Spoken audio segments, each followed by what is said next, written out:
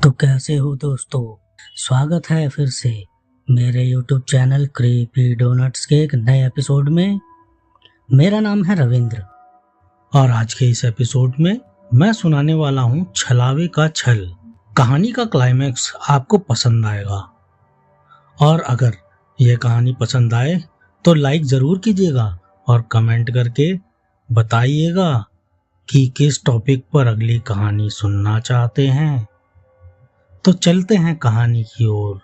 गांव के बुजुर्ग कहते हैं, नदी के उस पार मत जाना, वहां रात को कोई आता है जो इंसान का रूप बदल कर लोगों को अपने साथ ले जाता है। जो भी उसके पीछे जाता है वो और कहीं फिर जाने लायक नहीं बचता। राजू नामक एक किसान था। उसका खेत नदी के किनारे था। उसके खेत में तरबूज लगे थे। राजू दिन में खेत में काम किया करता था और रात में वहीं रहकर अपने तरबूजों की रखवाली करता था। एक गांव वाला चेतावनी की आवाज में बोलता है, राजू, रात में मत रुका कर, छलावा आ जाएगा। राजू हंसता है, हा, मैं किसी से नहीं डरता, मेरे तरबूज मैं ही देखूंगा। राजू हंसता है, लेकिन उसके मन में कहीं ना कहीं कुछ बेचैनी भी होती है। नदी से आती बस ठंडी हवा और सन्नाटा, लेकिन राजू को लगा आसपास कोई जानवर है। उसने आग और तेज कर दी और थोड़ा इधर उधर नजर दौड़ाई। कुछ नहीं था। फिर वह सो गया। अगली रात को किसी ने राजू को पुकारा। राजू की आंखें खुली। यह एक लड़की की आवाज थी। राजू ने देखा, सामने पूजा खड़ी थी। वह राजू की गर्लफ्रेंड थी। राजू हैरान रह गया। उसने कहा, तुम इतनी रात को यहाँ कैसे पहुंची? तो पूजा ने बताया कि वह घर वालों से छुप के एक शॉर्टकट रास्ते से आई है, जिससे वह नदी पार करके कुछ ही मिनटों में यहाँ आ पहुंची थी। पर राजू उस पर भड़कने लगा।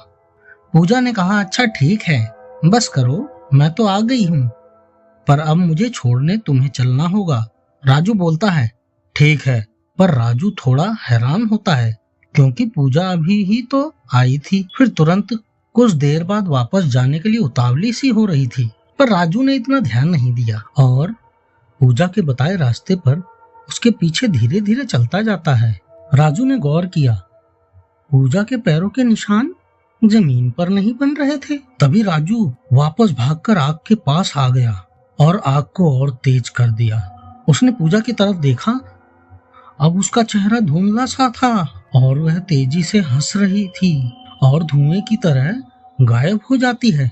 ये पूजा नहीं थी, ये छलावा था। राजू बहुत डर गया और वह काफी देर तक जागते रहा। अगली सुबह गांव में हंगामा मच गया। किसान बैजू रात में अपने खेत देखने गया था, पर वह लौटा नहीं। उसकी घरवाली रो रो कर लोगों को बुला रही थी।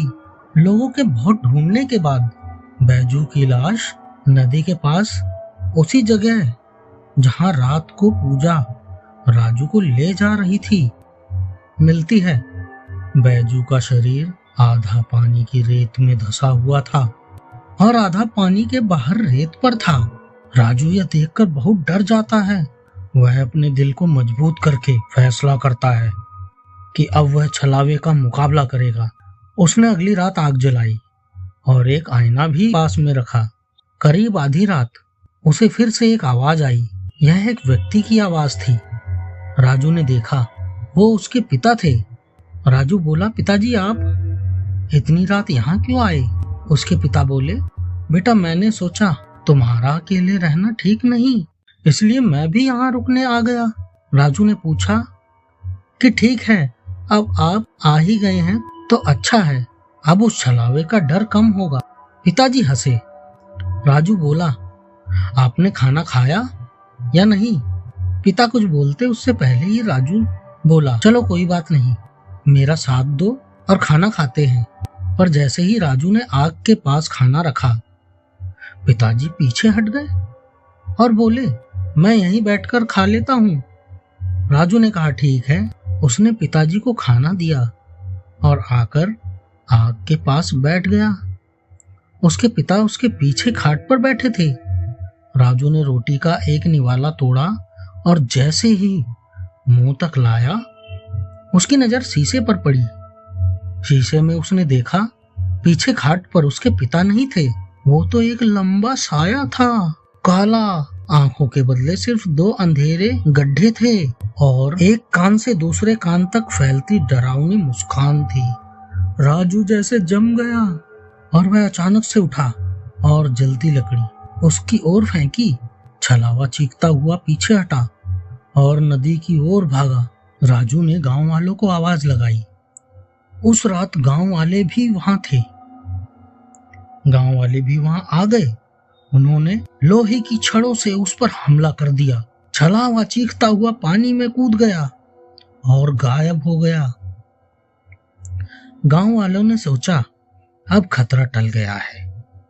सबने राजू की बहादुरी की तारीफ की, लेकिन राजू के दिल में अजीब सी बेचैनी थी, क्योंकि उसे याद आया था छलावे ने जाते जाते क्या कहा था। उसने कहा था, मैं भूखा हूं और लौटकर वापस आऊंगा। अगली सुबह खेत में जब लोग तरबूज तोड़ रहे थे, तो एक तरबूज अचानक फट गया। अंदर से एक छोटी सी आंख झांक रही थी और धीरे से बोली, मैं फिर आऊंगा, बस थोड़े समय की बात है। लोग घबराकर भाग गए, लेकिन तभी नदी किनारे राजू दिखाई दिया। वह आग के पास बैठा मुस्कुरा रहा था, मानो उसे कुछ खबर ही नहीं। उसकी मुस्कान इंसानों जैसी नहीं थी, उसमें किसी और की छाया छुपी थी। गांव वाले कहते हैं छलावा कभी मरता नहीं, बस नया रूप ले लेता है, और कभी कभी वह रूप उन्हीं का होता है जिन पर हमें सबसे ज्यादा भरोसा होता है।